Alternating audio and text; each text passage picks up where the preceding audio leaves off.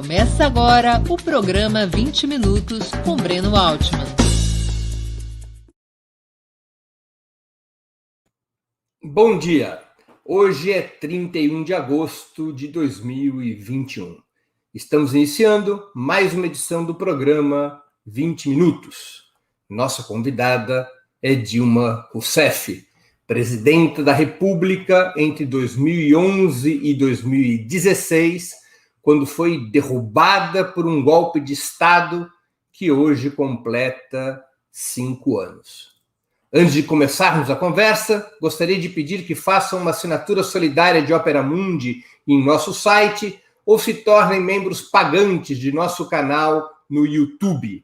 A imprensa independente precisa da tua ajuda para se sustentar e se desenvolver. Também peço que curtam e compartilhem esse vídeo, além de ativarem o sininho do canal. São ações que ampliam nossa audiência e nossa receita publicitária. Bom dia, presidenta. Uma honra a presença da senhora no 20 Minutos. Obrigado por aceitar nosso convite. É um prazer estar aqui no 20 Minutos.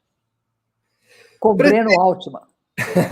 Presidenta, quando a senhora se deu conta que um golpe estava em marcha e que tentariam derrubá-la do governo? Olha, o Breno, logo depois da eleição, os sinais de que um golpe possivelmente estaria em marcha começaram.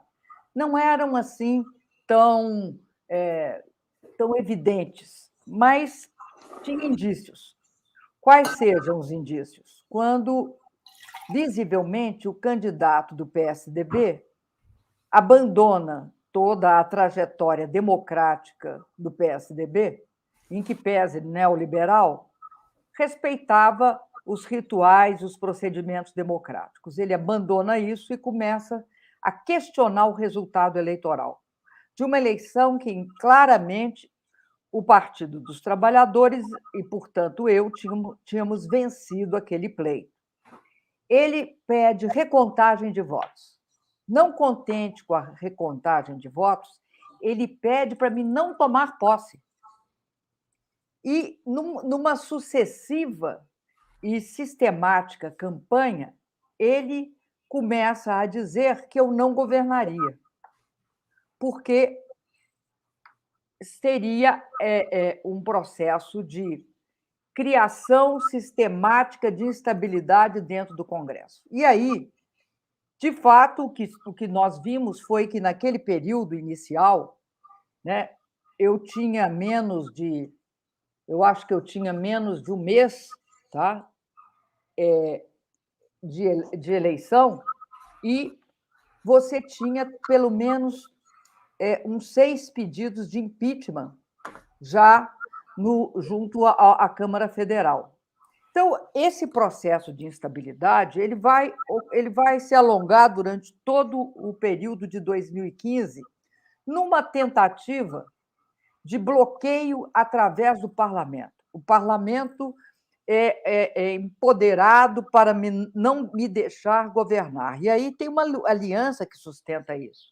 A aliança golpista que sustenta a inviabilizar o meu governo de segmentos do PSDB, alguns integrantes do PSDB não estavam de acordo, mas a estrutura dirigente estava. Então, essa direção se alia ao PMDB, a partes do PMDB, primeiro, né, a parte liderada pelo Eduardo Cunha, a outra parte tem um silêncio obsequioso que vai conduzir depois, né, a ponte para o futuro e todo o processo de instabilidade. E se expressa em todas as chamadas pautas-bombas. Visivelmente, havia um problema internacional relativo à queda dos preços das commodities. Para você ter uma ideia, o preço do petróleo caiu pela metade, todos os preços internacionais de commodities caíram pela metade. Nesse período, todas as economias têm um processo de desaceleração, a China, por exemplo. Então, eles, diante dessa necessidade de se ter uma política de maior contenção de gastos, eles ampliam sistematicamente o gasto. Veja bem que esses paladinos, né,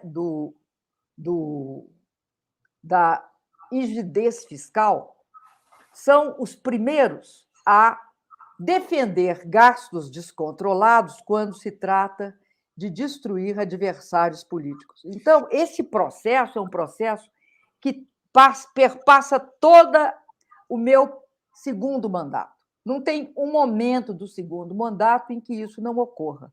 E Por que a senhora acha? Por que a senhora acha que. Oh, perdão. Não, só dizer, desemboca também, eu acho que uma questão fundamental foi levantada pelo Pulantzas em relação à chegada ao poder dos regimes de exceção.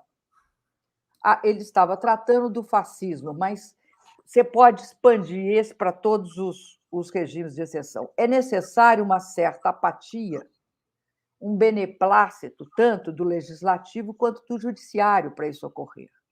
E do judiciário no Brasil ocorreu. Por quê? Porque o líder do processo, no Congresso, do processo que pediu meu afastamento sem crime de responsabilidade, era o deputado presidente da Câmara, Eduardo Cunha. A Procuradoria entra em dezembro, 13 de dezembro ou 16 de dezembro, com um pedido de 2015, com um pedido de afastamento do Eduardo Cunha por corrupção, aquela história do correntista suíço, né? E, ao longo de todo o processo, que começa em dezembro de 2015, quando o Eduardo Cunha aceita o pedido de impeachment, até o momento do meu julgamento, eles não julgarão o afastamento do Eduardo Cunha. Eles deixarão o Eduardo Cunha, né, completar o serviço. Agora, é interessante que o próprio Eduardo Cunha, quando confrontado com o fato que será afastado da Câmara, ele faz uma pergunta que é uma denúncia. Por que só agora? Então, esse é um processo, o golpe no Brasil é um processo que foi aberto e escancarado, a mídia participou dele. Merval Pereira, antes de eu ser eleita, dizia que se eu fosse eleita, eu seria empichada. A menos que o Merval Pereira tenha, né, uma bola de cristal que ninguém conhece, né, ele não teria como saber se teria as condições para me sofrer impeachment, porque a lei é clara. Eu só posso sofrer impeachment por atos praticados durante meu mandato. Ora, meu mandato não tinha começado. Então, esse é um processo, Breno, que tem as características dos golpes. A primeira característica de um golpe é não querer ser chamado de golpe. Ele tem verdadeira alergia à denominação golpe. Tanto é que eu fui, inclusive, interpelada pelo Supremo se era um golpe, que eu tinha de explicar se eu estava falando que era golpe, eu não estava contrariando a Constituição e sendo uma pessoa, uma presidente que não cumpria suas funções. Ora, denunciar que era golpe era uma questão pré-condição política. E o golpe é interessante porque ele é um processo, ele vem num crescendo. É óbvio, ele precisa da complacência dos poderes. Precisou da complacência do Supremo, do Judiciário e da efetiva militância, tá? do Congresso. E também, né, o beneplácito da Faria Lima, né? Que hoje fica brigando se faz um manifesto contra o Bolsonaro ou não. Aliás, se você comparar aquele momento com esse, é muito interessante. Por que a senhora acha que as elites do país decidiram romper com a ordem constitucional e tomar o governo na marra naquele momento? Ora, Breno, por uma questão muito simples. Muito simples a questão. O Brasil, durante 4 eleições presidenciais, tinha interrompido o estabelecimento de uma agenda neoliberal no país. Você tinha tido a incursão no período Fernando Collor, mas muito mais forte no período Fernando Henrique Cardoso, que tornou a questão do neoliberalismo um momento fundamental. Primeiro, através das privatizações, que naquela época também eram privatizar no Brasil é igual a desnacionalizar, principalmente porque as empresas estatais, elas geralmente ranqueiam entre as primeiras, segundas ou terceiras maiores empresas do país. Então, quando privatiza, desnacionaliza. Ele vinha disso, ele vinha também de um processo de transformar o orçamento que o orçamento tivesse uma gestão neoliberal, passou uma parte da legislação que obrigava a essa gestão neoliberal, mas não tirou as outras características que tinham nas legislações, todo aquilo conquistado na Constituinte de 88 e o próprio processo nacional desenvolvimentista que vinha desde Getúlio. Então, você tinha esse arcabouço, mas quando Lula chega, em 2003, ele barra essa agenda. Por quê? Ele faz uma política diametralmente oposta, de fortalecimento, da ação do Estado, tanto na redução da desigualdade, através de uma política de distribuição de renda e inclusão social, e com algumas passagens por distribuição de riqueza, o caso das terras e das casas, distribuição de patrimônio. E também de fortalecimento das principais empresas públicas do país, notadamente a Petrobras, que é estimulada a se integrar. Então, é barrado esse processo. O primeiro governo Lula, o segundo governo Lula, o meu primeiro governo, nós continuamos barrando o processo. A expectativa era que, através de um processo democrático, eles nos substituíssem. Quando eles perdem a eleição de 2014, eles percebem que nós continuaremos expandindo o trato neoliberal, principalmente diante de uma crise onde há um conflito distributivo em relação às receitas do Estado, isso se aguça, e eles acreditam que, a partir daquele momento, dificilmente esse projeto do PT será afastado. Principalmente, Breno, se você vê que a possibilidade de o Lula me suceder era enorme. Então, há que interromper o processo. E aí utilizam o método tradicional. Não utilizam o método tradicional, que é a ditadura militar no Brasil. Passam a utilizar o método que está na moda, que é o chamado golpe 2.0 das guerras híbridas. Ou seja, se utiliza a estrutura legal do país e as instituições do país para golpear o próprio país. Isso vinha acontecendo desde do que aconteceu com Zelaya em 2009, o que aconteceu com o Lugo em 2012, aconteceu comigo em 2016 e depois vai acontecer com Evo Morales. Junto com isso, também processos, para não deixar dúvida, processos de destruição das principais lideranças.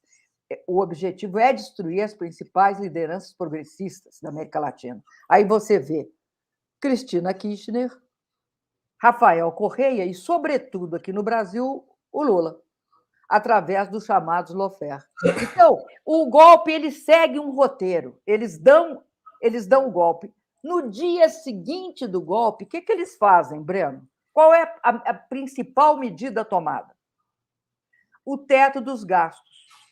Ora, o teto dos gastos é uma emenda à Constituição. Você coloca na Constituição que, a partir daí, a gestão do Estado é uma gestão neoliberal.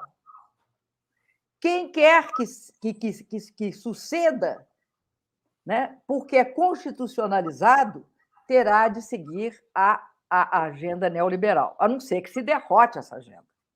Uhum. Bom, então, o que faz essa agenda? Ela inscreve no orçamento duas coisas interessantes. Eu vou começar pela segunda. Ela tira a população, o povo brasileiro, da decisão durante 4 eleições presidenciais consecutivas. Durante 20 anos. 20 anos. Por que ela tira? Porque o que é que você discute numa eleição, Breno? Você discute qual é a política que você vai executar, a política de Estado que você vai fazer, os gastos. Para onde vai o orçamento? Então o orçamento é fundamental. Então eles congelam isso. E nesse sentido, você entende? Você vai ver que o Bolsonaro tenta também manter essa estratégia de, mesmo derrotado, querer que sua posição política prevaleça. Ele sempre vai fazer esse movimento. Bom, a segunda questão é que tira o povo do orçamento. Você só autoriza os gastos de pagamento dos grandes bancos e dos rentistas, os gastos financeiros. Todos os demais gastos, tanto de infraestrutura como de ciência e tecnologia, e, sobretudo, de gasto social, Bolsa Família, Minha Casa Minha Vida, mais médicos, farmácia popular, todos os outros você congela. Uhum. Presidenta, qual a senhora avalia ter sido a participação dos Estados Unidos na trama golpista? Olha, eu acho, o Breno, que era O que aconteceu, Breno, no cenário internacional para a gente entender qual era a participação dos Estados Unidos? Em 2010, a China passa o Japão. Em 2010. A China passa o Japão e torna-se a segunda economia do mundo. Em 2014, ela torna a primeira, se for paridade de poder de compra, mas o PIB dela é 60% dos Estados Unidos. E, assim, o prognóstico é que ela tornar-se-á a economia mais forte do mundo antes de 2030. Eles calculam 2028. Bom, eles quem? Todos os órgãos internacionais. Bom, o que acontece, Breno?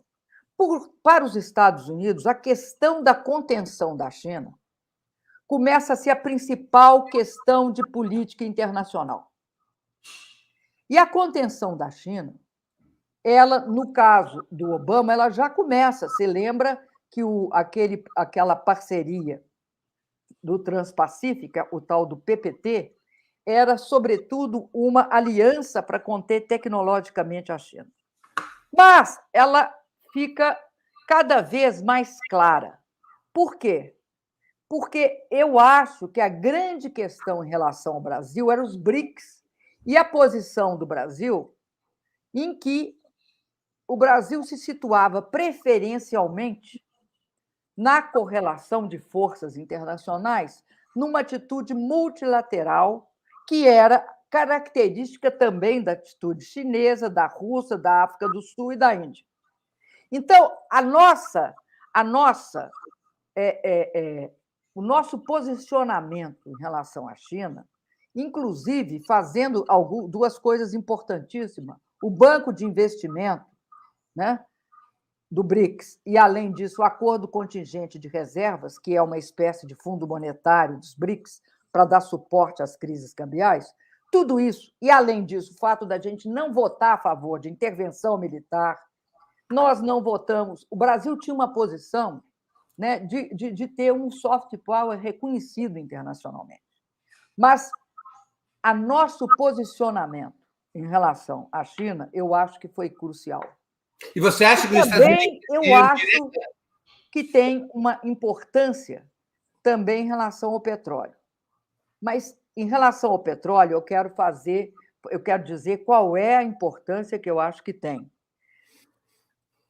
Os Estados Unidos, em 2010, ele passa, através da exploração do shale gas e do chamado tight óleo, a ser, eu não sei se você sabe, um dos maiores produtores de petróleo do mundo. Uhum. Ele deixa de depender do Oriente Médio. Isso também é uma das razões do reposicionamento do chamado pivô asiático. Bom, o que a China quer? O que a China desculpa, os Estados Unidos querem. Eles querem que o petróleo brasileiro não seja objeto de comercialização em outras áreas ou de parceria com os chineses. Não porque eles precisem, mas porque é uma reserva estratégica, entendeu? É muito mais por ser uma reserva estratégica do que por causa daquela fase em que eles entraram no Oriente Médio e queriam concretamente desviar para eles. Claro. Eles querem, na verdade, que essa gestão desse ativo fundamental, que é o petróleo, não passe para mãos indevidas. Quais mãos? As nossas. As nossas, dos proprietários. As nossas mãos indevidas. Presidenta, é verdade que a senhora teria sido avisada por Putin e Erdogan acerca de movimentos golpistas alimentados pela Casa Branca de Obama e Biden? Não é verdade. Eu já falei isso várias vezes. Não é. O presidente Putin jamais me alertou de nada a respeito disso. O que aconteceu foi que, na mesma época das manifestações de julho de 2013, ou junho de 2013, havia manifestações na Turquia. O presidente Erdogan liga para mim e diz o seguinte: eu acho muito estranho que os personagens que vão que fazem manifestação na Praça Tahrir e fazem as manifestações aí em São Paulo são extremamente similares. Exemplo, Black Bloc. Tem aqui na Turquia e tem aí no Brasil.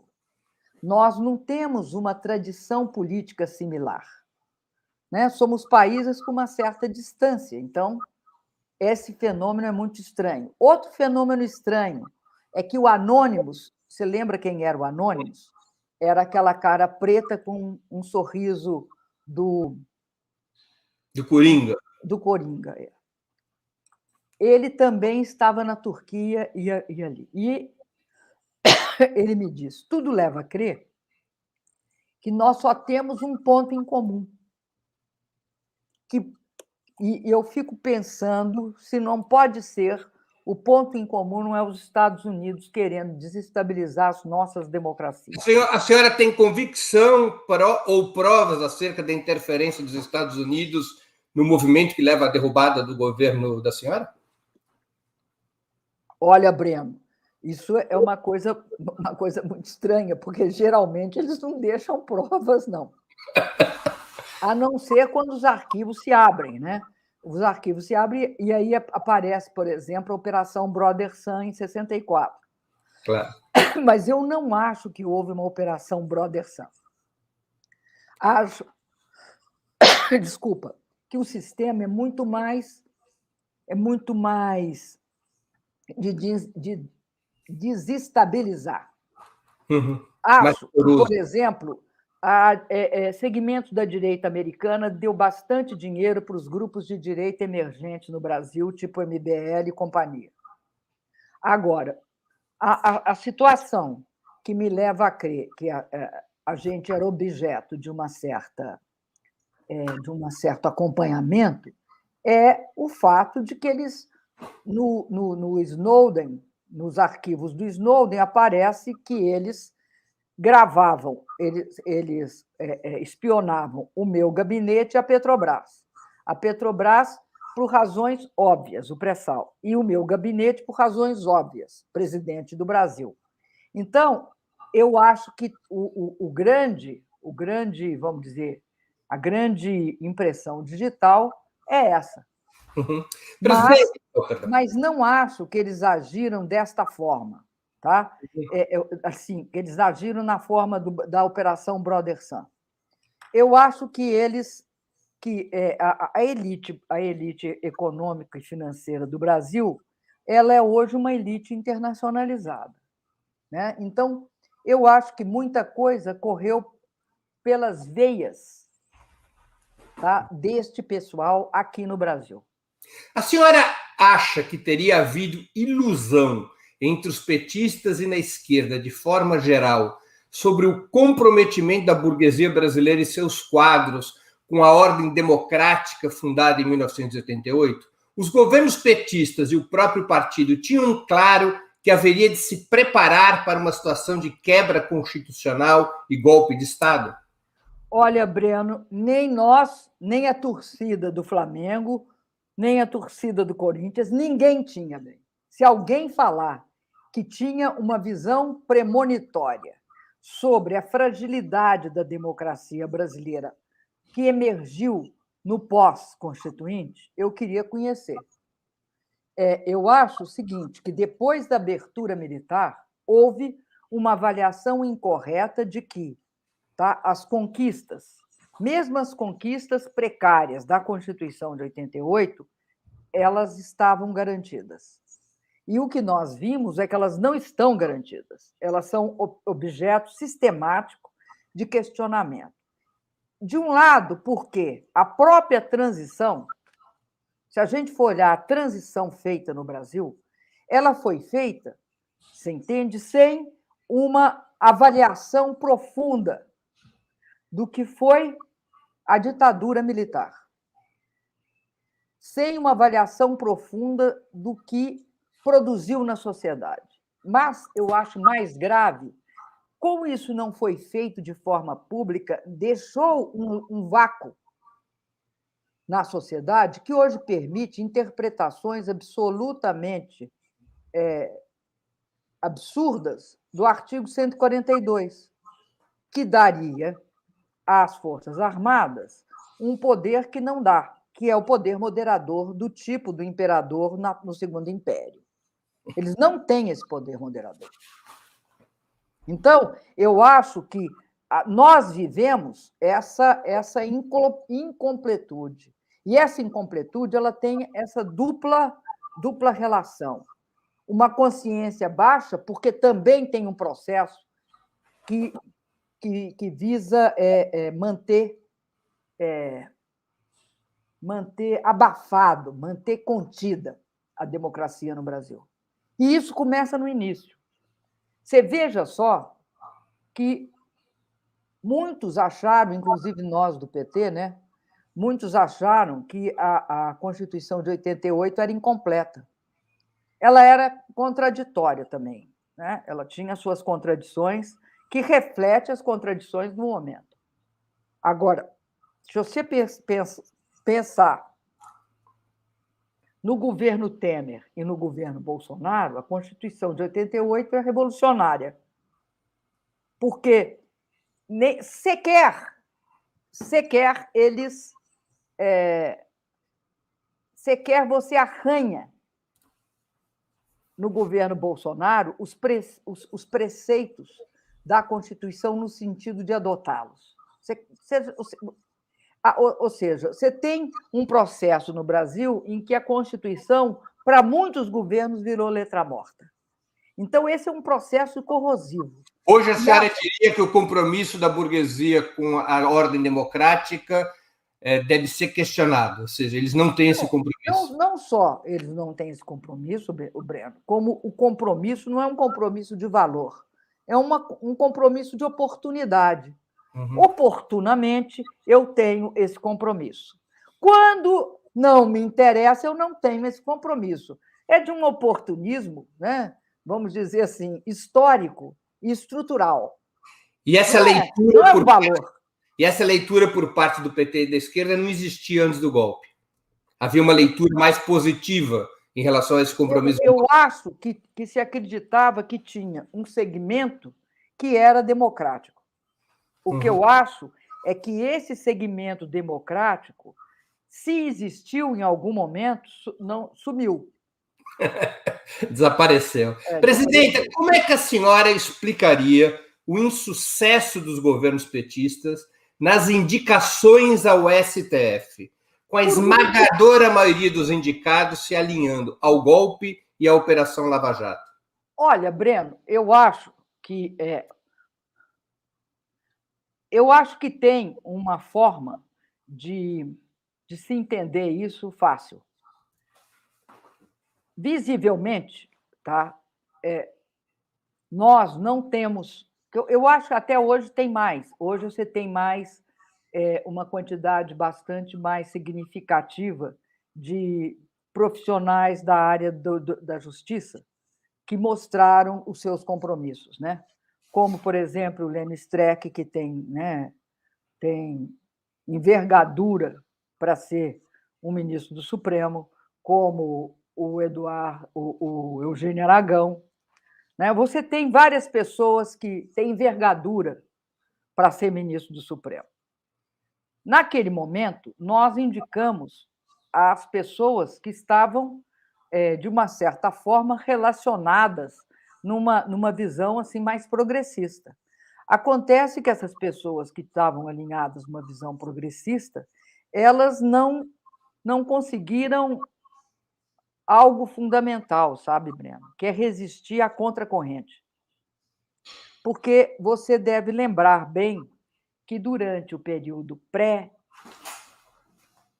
pré-golpe, pós-golpe, e até hoje, em parte, você tem uma dificuldade imensa dos setores reconhecerem que houve um golpe em 16. Né? Se eles passam sistematicamente a negar também que o Lula foi absolvido, o golpe eles passam listos. Porque eu já disse isso no início. Uma das características do golpe é negar que ele existe. Bom, alguns dos nossos indicados, eles não resistiram à maré. O que você tem de saber é se as pessoas resistem à maré. Uhum. Até pelo histórico delas, você supunha que resistiriam, mas não resistiram.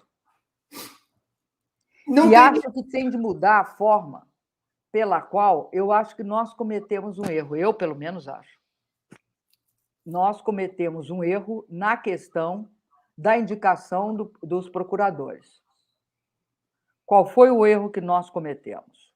Primeiro, um erro relativo à instituição. A Procuradoria, os procuradores têm autonomia, certo? Uhum. Autonomia de investigação, não tem de prestar contas, etc. e tal.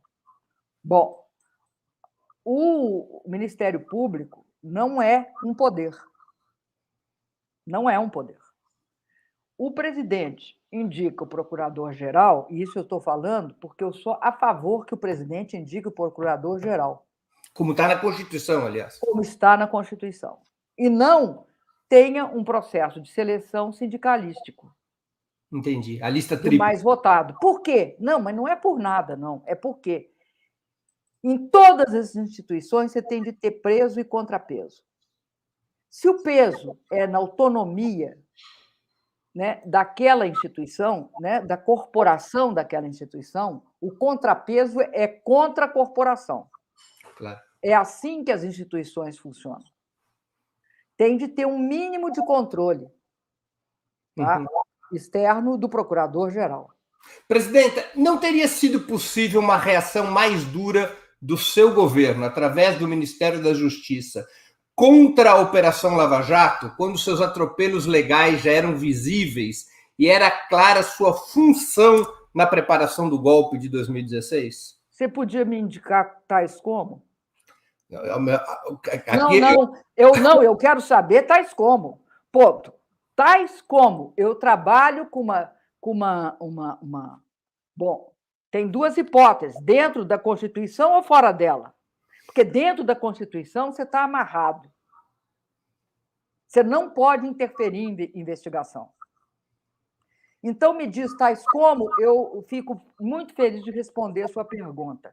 Porque certas perguntas, tá?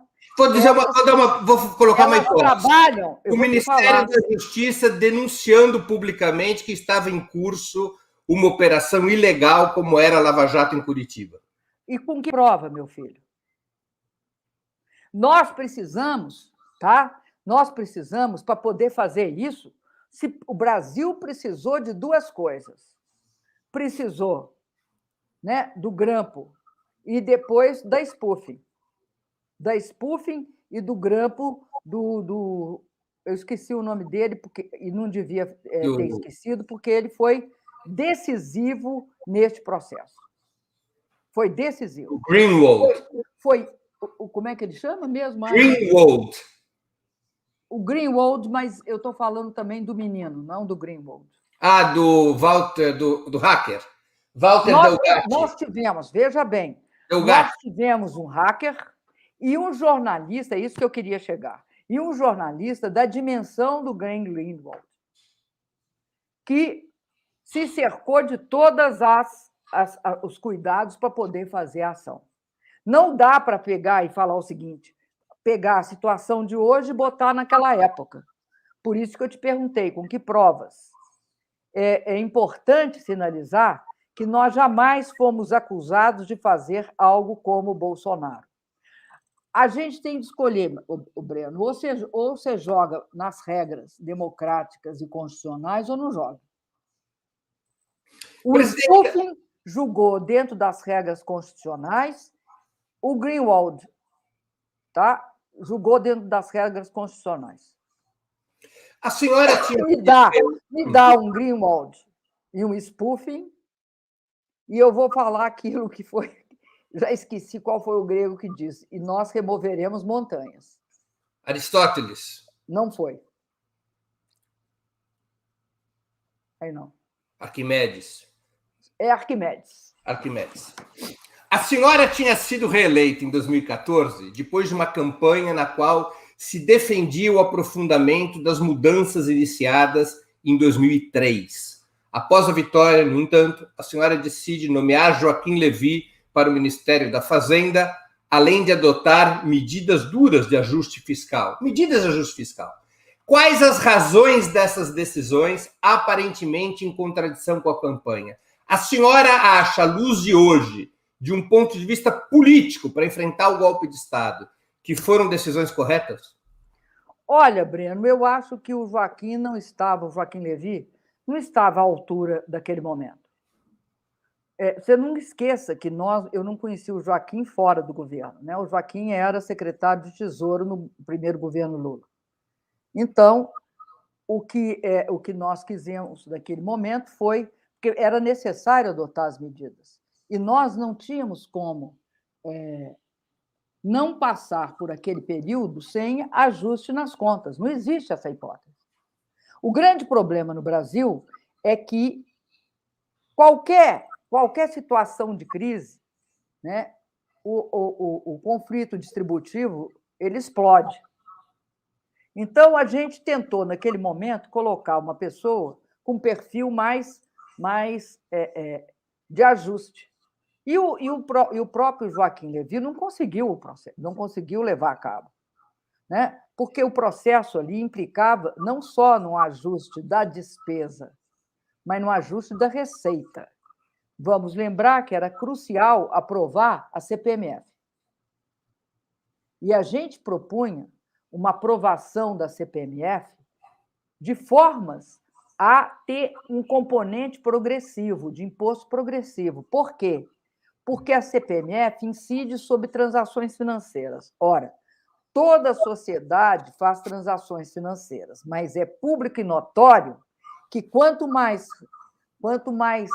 maior a renda e a riqueza, maior a capacidade de transferências de fundos elevados. Então, a gente isentava as transações derivadas de salário e aposentadoria e de pequenas empresas, e tributava as mais altas fortunas, através daquilo que é fundamental, que é o quê? A tributação financeira, porque a evasão fiscal é menor. Não era essa a tributação CPMF da época do Fernando Henrique.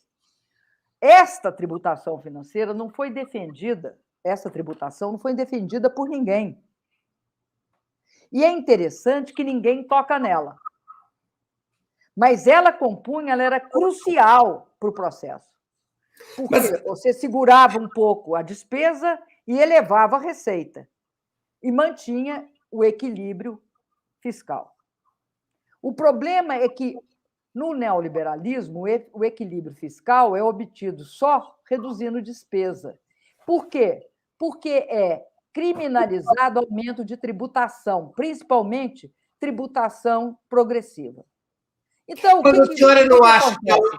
Em qualquer processo de crise, isto terá de ser feito. Então, o que você tem de discutir é qual é a forma de fazer. O que aconteceu conosco é que nós ficamos sozinhos e Deus. Por quê? Porque a campanha contra a CPMF, levada a efeito pelo Pato Amarelo, né? O Pato Amarelo, aquele pato que foi lá por meio da Avenida Paulista dizer eu não pago pato. Sabe qual é o pato que ele não paga? Pagar imposto. Esse pato. Mas a senhora não acha que, ao indicar o Joaquim Levy, o governo apareceu perante sua própria base social, defendendo mais o controle de gastos do que a expansão dos tributos sobre os mais ricos, e isso não levou a uma desorganização da base social do governo? Me desculpa, Breno. Eu acho que a base do governo também não era a favor da CPMF.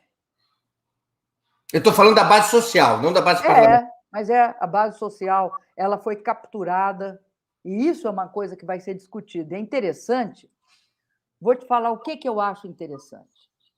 É interessante que hoje, eu acho que a campanha contra pagamento de imposto no Brasil ela foi muito bem sucedida, como ocorreu em outros países do mundo, como uma das formas de adoção do neoliberalismo. Mas eu vi uma notícia muito promissora. Tá? Houve uma pesquisa da Vigisan, eu acho que é da Vigisan, é uma pesquisa até feita pela Folha, pelo Datafolha, lá, em que mostra o seguinte, que a população hoje acha 3 coisas importantes. Primeiro, que a desigualdade é algo que tem de ser combatido. Segundo, que acha justo e importante, na sua maioria, tributar os ricos para fazer uma política de distribuição e de redução da desigualdade. Terceiro, que percebe que os menos tributados no Brasil são os mais ricos. Entendo. Agora... Esses 3 fatos não eram, por exemplo, nunca eram destacados, nunca é destacado ao medo, houve um medo de defender tributo, tá? Mas a senhora não acha que, frente a um quadro que já se analisava como de golpe, não deveria haver, como em outros episódios da história do país e do mundo, uma política econômica que animasse a base social petista para resistir ao golpe, ao invés de uma política econômica que parecia fazer concessões ao neoliberalismo? Essa política econômica não organiza a resistência? Breno, se você vai fazer política econômica para animar a base social, você está roubado. Não vá para o governo, não. Mas no momento em que o você está roubado. Espera lá, Breno Altman, se faz política econômica e política social, não para uma base, mas para o conjunto da população, por mais que você represente a base. Porque é só assim que você representa a base. Ou seja, eu não achava que a CPMF era para contemplar a base petista. Pô. Nem juros sobre capital próprio. Não acho que é isso. Me desculpa, mas essa análise é feita, sabe por quem? Quem nunca foi para o governo. Aí faz ela. Como colocar o povo para defender um governo se ele não tiver uma plena identidade? Me desculpa, Breno, eu acho que o povo ele defende o governo se ele entender a correlação de força vigente. O problema é que a gente, o nível... Né, eu vou voltar ao Pulantzas. Tem 2 coisas que permitem o surgimento da ultradireita. Se, de uma certa forma, os movimentos sociais estão derrotados. 2, se há cumplicidade dos outros poderes. Me desculpa, mas não dá para... A senhora acha que os movimentos sociais estavam derrotados? O governo não faz movimento social. Não é papel. Presidente, o chavismo não mostra o oposto? Bom, olha, B, eu vou te falar que é um mau exemplo. Uma vez, tá? Eu vou te explicar com uma história. Uma vez, eu estava questionando o Chaves por que ele levava, sem inclusive falar conosco, empresários brasileiros para discutir em outros países da América Latina. E perguntei para ele assim, a título de conversa amigável: você acharia correto, Chaves, que a gente convocasse seus empresários para levar lá para outro país para fazer uma discussão? Ele disse para mim assim: eu acharia engraçado, eu não tenho empresários. Sim, mas o Com isso, chavismo eu quero fez te uma dizer o aposta. seguinte, me desculpa, o Breno, me desculpa, não dá para comparar, a gestão do Brasil com a gestão da Venezuela. Não, É incomparável. eu compreendo o argumento da senhora, mas o chavismo fez uma aposta na mobilização social permanente para derrotar. Não, o chavismo fez uma aposta no Exército. Não só no Exército, presidente. Fundamentalmente. A não ser que a gente seja ingênuo. Fundamentalmente. Mas também na mobilização popular. Depois, daí decorrente. Também, Aliás, citando Pulantzas, você não tem, onde estiver exército, nunca acredite que as mobilizações paramilitares ocorram sem a cumplicidade dele. presidente, do ponto de vista da esquerda, do seu ponto de vista, do ponto de vista da ação política e da estratégia de esquerda, quais as principais lições que deveriam ser tiradas da derrota frente ao golpe de 16 para que eventuais erros não se repitam? A força que sustenta qualquer governo é a força popular organizada. Se você não tem essa força popular organizada, não é durante o golpe que você vai organizar, você tem de tê-la. É fundamental. A senhora acha Ou que então você aposta em outros esquemas, né? Tipos do Erdogan, né? Que metade. Você podia me dar o exemplo do Erdogan. Metade do exército do Erdogan é muçulmano.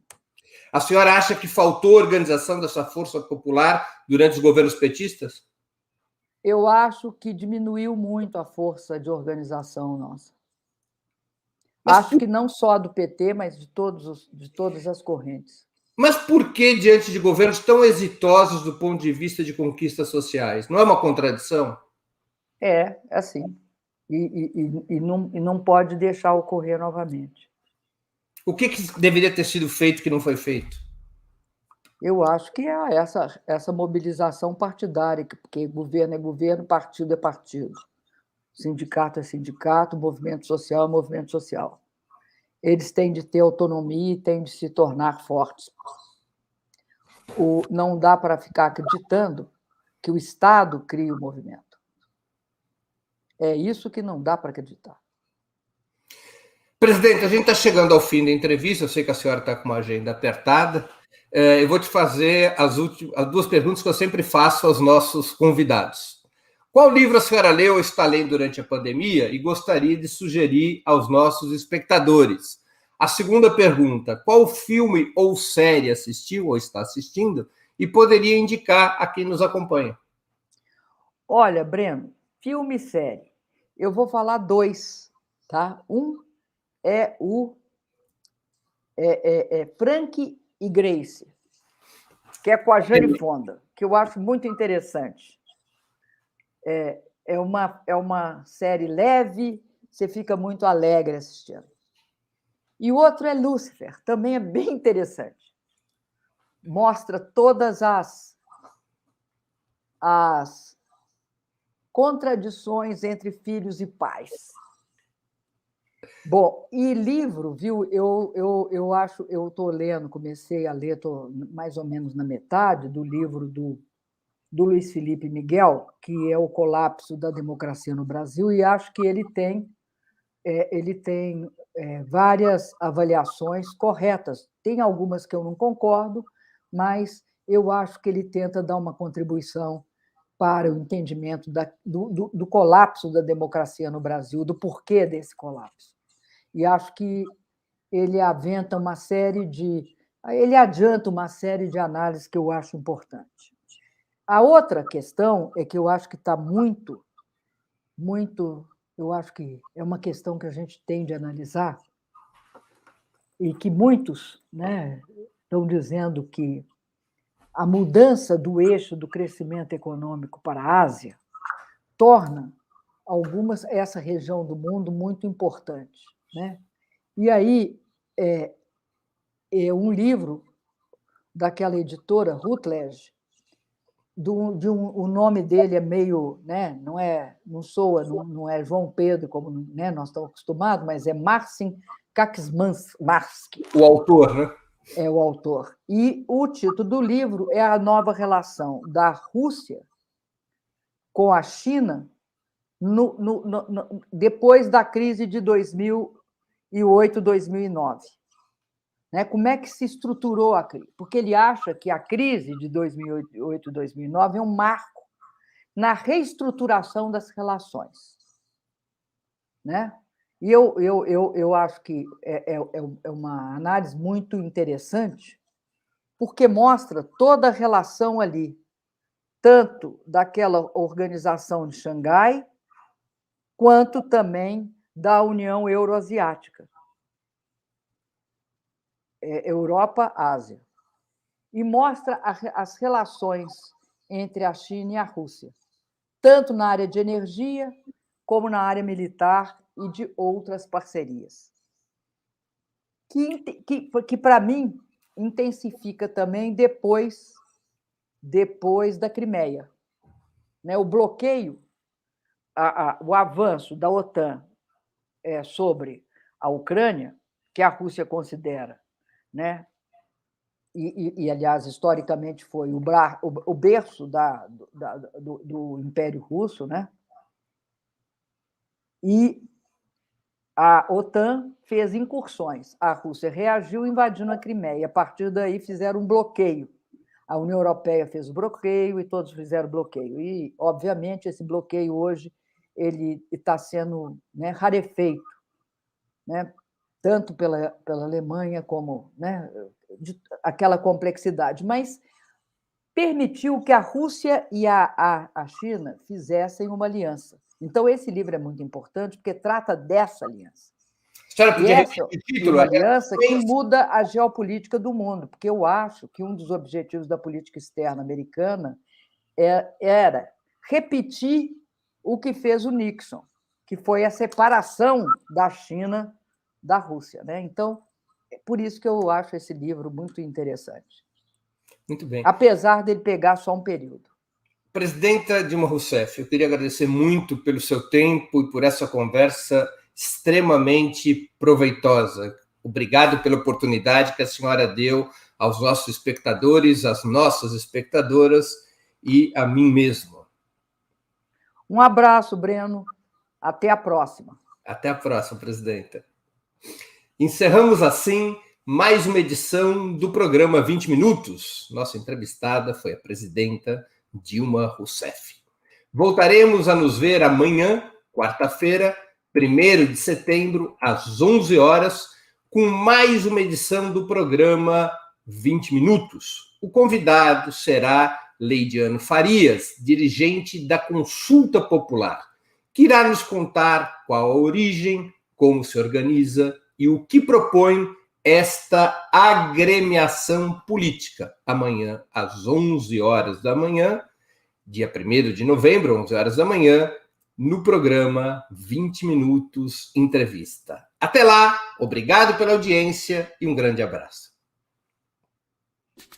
Para assistir novamente esse programa e a outras edições dos programas 20 Minutos, se inscreva no canal do Opera Mundi no YouTube.